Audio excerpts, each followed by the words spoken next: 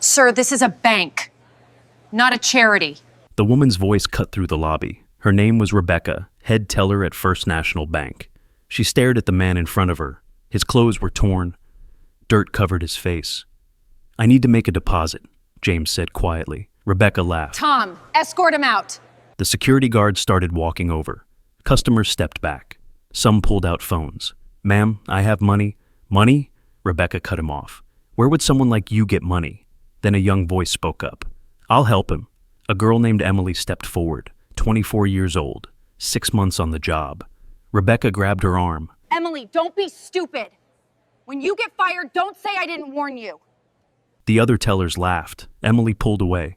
"Sir, please come to my window." James sat down. He reached into his jacket and pulled out an envelope. Inside were checks. $50,000, $30,000, $20,000. Emily's hands shook. "These are all made out to you."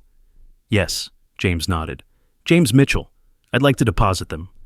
Emily typed the name. Her face went white. "James Mitchell." At that moment, the elevator dinged. The bank manager stepped out. David Harrison. When he saw James, his coffee cup slipped from his hand and shattered. "Mr. Mitchell?" His voice cracked. "Is that you?" The lobby went silent. Rebecca's face turned gray. David rushed over. "Sir, I had no idea." James held up his hand. "I didn't tell you on purpose, David. I wanted to see if the values I built this bank on still existed." David looked confused. 40 years ago, I founded First National," James said. "One principle, treat every person with dignity. Then last month, I lost everything in a fire. My home, everything. I've been sleeping in shelters." He held up the checks.